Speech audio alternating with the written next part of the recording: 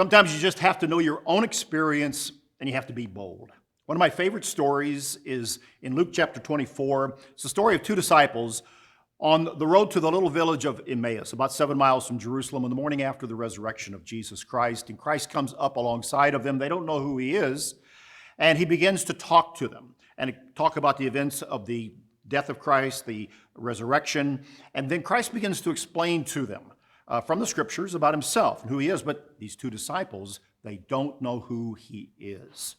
They have not recognized the risen Jesus. And then after a meal, they break bread in their home. Their eyes are opened, and they understand that they have been conversing with the risen Jesus Christ, and they are so excited. And it's late at night because they have walked 7 miles, they've turned into their home, and they're so excited that they want to run back into Jerusalem and tell the other disciples, Peter and John and Nathanael and the others gathered in the room, that they have seen the risen Christ.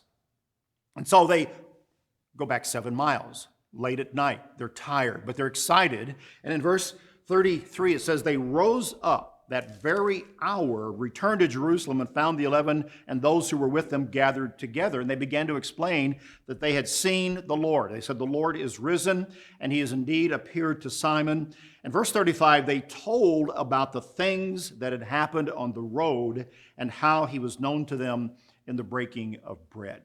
Now, this story is full of a great deal of teaching and inspiration, but one of the points that I just was struck by as I read it again recently was the fact that these two disciples, one of them named Cleopas, the other is unnamed, were so excited, so bold about what they had experienced that they were going to share that with the other disciples who themselves were riddled with doubt and fear at that moment and not understanding what had happened. But these two went back in, tired, late at night, to share their good news. They also had to share, in a sense, what they had experienced.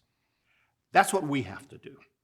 That's how bold we must be with the gifts, with the talents, with the strengths, and even with the experience that we have had in our walk of faith, in our relationship with God and his Son, Jesus Christ, to be bold enough to overcome someone else's doubt, someone else's fear, someone else's attitude that might be dragging us down, and be bold with what we know and have seen and what we have experienced and declare it like these two did.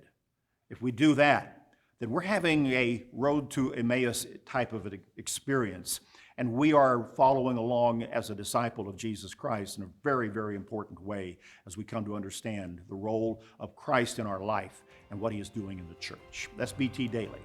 Join us next time.